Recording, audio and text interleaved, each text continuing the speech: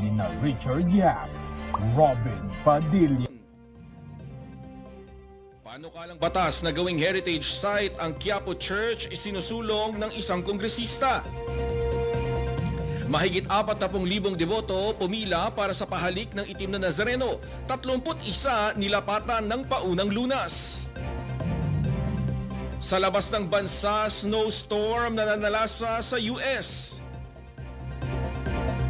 At sa presyo ng produktong petrolyo, tataas bukas. Narito ang mga detalye.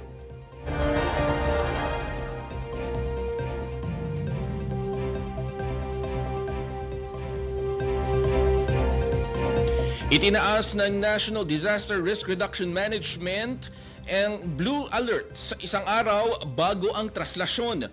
Ibig sabihin, mahigpit nitong sinusubaybayan ang mga pangyayari sa mga aktibidad na konektado sa traslasyon.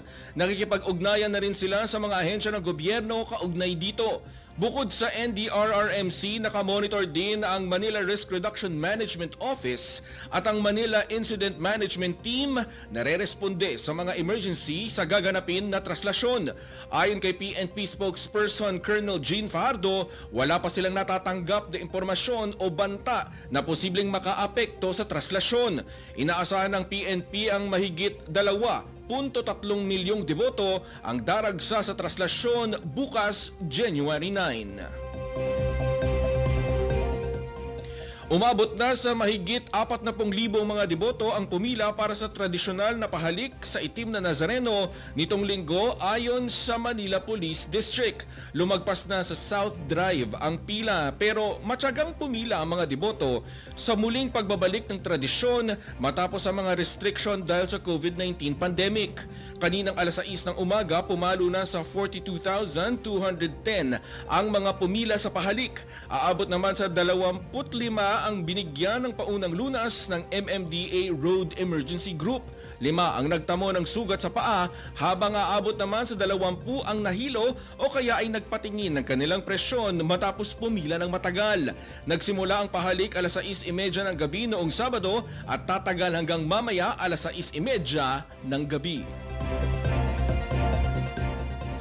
Humiling ng suporta si Manila 3rd District Representative Joel Chua upang gawing heritage site ang Quiapo Church at ang mga kalapit nitong lugar. Nauna nang inihain ni Chua ang House Bill number 08664 na layong i-preserve ang mga heritage house, historical structure at ang arkitektura kabilang na ang San Sebastian Church at ang iba pa sa lugar. Layon din itong paghandaan ang posibleng pinsala ng mga lindol, pagbaha at air pollution sa mga ito. Agosto pa nang ipasa ng Kamara ang panukala at kasalukuyan ng nasa Senado ang pag-usad ng panukala upang maging ganap na batas. Binibigyang diin din ang kahalagahan ng Quiapo at kung bakit ito dapat i-preserve.